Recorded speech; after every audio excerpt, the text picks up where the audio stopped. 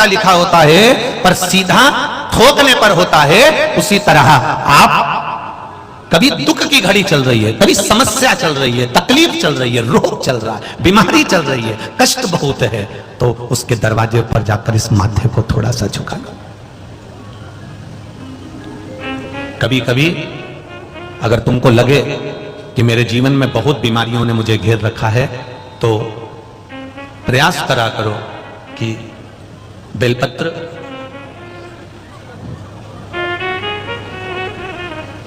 जो ये बेलपत्र होती है, इस बेलपत्र की जो ये डंडी होती है, इस बेलपत्र को अशोक सुंदरी वाली जो जगह होती है वहां पर इसका चढ़ाकर डंडी का जो भाग है वो शिवलिंग की ओर हो जाए, और यहीं से जल चढ़ाते चढ़ाते चढ़ाते चढ़ाते अशोक सुंदरी से जल चढ़ाते चढ़ाते ओमकार जैसा, ओमकार जब हम अशोक सुंदरी से चालू करेंगे तो वो जल पहले गणेश जी के पास जाएगा, फिर वापिस अशोक सुंदरी पास आएगा, अशोक सुंदरी से कार्तिकेय के पास जाएगा, कार्तिकेय से महादेव के पास जाएगा।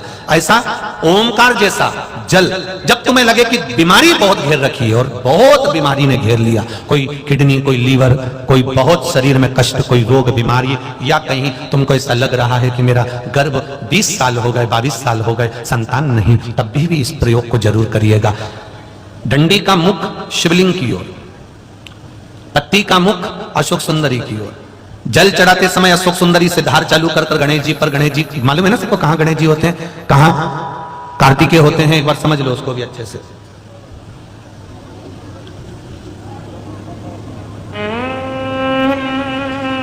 ये नीचे का गोल भाग, ये जल जाने का स्थान, ये शिवलिंग, बीच में जो मोटी सी लाइन होती है वो अशोक सुंदरी का स्थान है।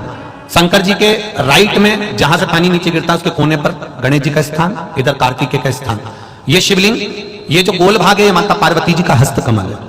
ऊपर से जो बूंद बूंद जल कलश में से गिरता है वो शंकर भगवान की 5 लड़कियां, जया, विषहरा, शामरीवारी, दौतली और देव, ये शिव जी की 5 लड़कियां ऊपर से जल की बूंद गिराती हैं।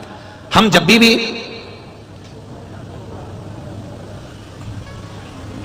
अगर इस कार्य को कर रहे हैं तो बेलपत्री जो चढ़ा रहे हैं वो अशोक सुंदरी वाली जगह पर बीच में चढ़ा दिया, डंडी का मुंह किधर हो, जल चढ़ाना यहीं से चालू करा, यहां से गणेश जी पर गया, गणेश जी से अशोक सुंदरी पे आया, अशोक सुंदरी से कार्तिकेय पर आया, कार्तिकेय से देवादिदेव महादेव पर आया। ये ओम बिंदु जल है, इसको हरिओम जल भी कहता है।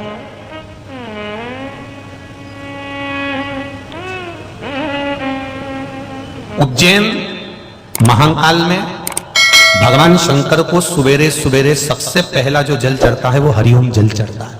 आप कभी भी उज्जैन वालों से जाकर पूछना,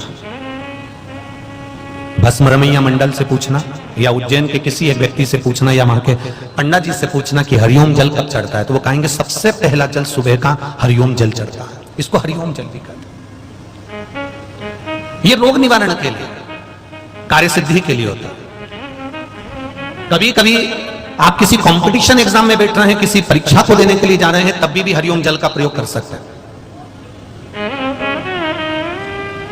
उस जल की एक बहुत सुंदर पत्र यहां आया है।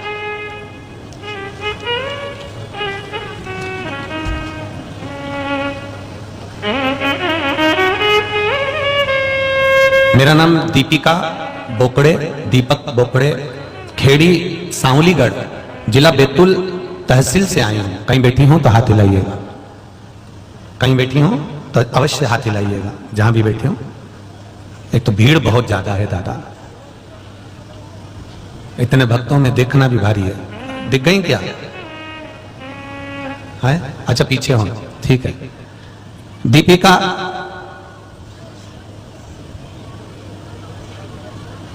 जय हो जय हो जय हो, आ गई आवाज, आ गई। राम हर हर महादेव। दीपिका जी बोकड़े, दीपक बोकड़े, खेड़ी सांवलीगढ़, जिला बैतूल, तहसील बैतूल से हूं। गुरुजी क्या बखान करूं भगवान शंकर पर जल चढ़ाने का। 7 वर्ष तक कोई औलाद नहीं थी गुरुजी, संतान की प्राप्ति नहीं हो रही थी, सब अपशब्द भी कहना चालू कर दिए थे। खूब इलाज 1 साल से कराया पर आराम नहीं लगा।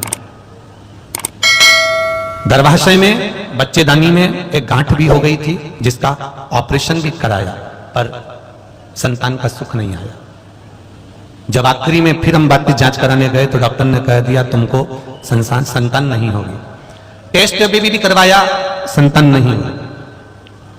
तब हमने, मेरे पिताजी रोज आपकी कथा टीवी पर सुनते हैं, तो उन्होंने कथा सुनी और मुझे बताया। मैंने कथा सुनना प्रारंभ करा। सफेद आंकड़ा की जड़ मिलने में देरी हो रही थी, पर शिव जी को जल चढ़ाकर मैंने पानी पीना चालू कर दिया।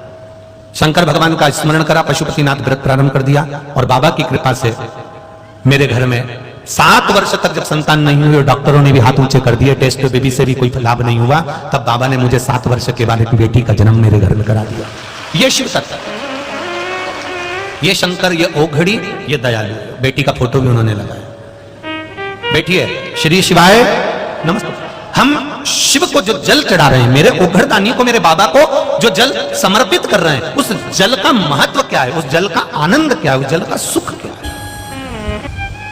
कामदेव को शंकर भगवान भस्म नहीं करते, पर कामदेव को भस्म करने का कारण केवल इतना है कि कोई तप कर रहा हो, कोई भजन कर रहा हो, कोई साधना में लगा हुआ है, और तुम उसको कष्ट दे रहे हो, ये उत्तमता नहीं। हम तो यहां तक कहते हैं, पंडाल में जितने लोग आकर बैठ जाएं, इधर उधर जहां जगह मिल जाए बैठ जाएं। आपको कथा में से अगर 1 बजे से 4 बजे तक कथा है और आपको 2 बजे आपके घर जाना है, तो आखिरी में जाकर बैठो। सही है कि गलत है? किसी को अपना पांव भी नहीं लगना चाहिए, क्योंकि पितृलोक में रहने वाली पितरों की 3 बेटियां मीना, धन्या, कला, जिनके केवल लहंगे सनकादि ऋषि को लग गए थे, तो उनको श्राप लग गया था और उनको मृत्यु लोक में आना पड़ा।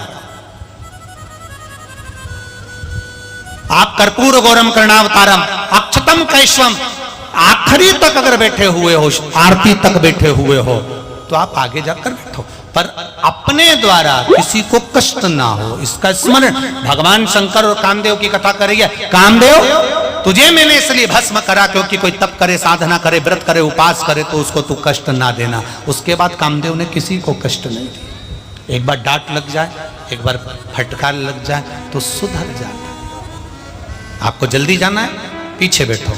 आपको अगर पूरी सुनना है, तो मैं तो 3 घंटा राजा जनक जी जैसे कथा सुनते थे। जनक के महल में भी आग लग गई तो जनक नहीं उठे। उनने कहा, महल मेरे भगवान का है तो संभालेगा वो, अब मैं उठकर कर भी क्या लूंगा। उसने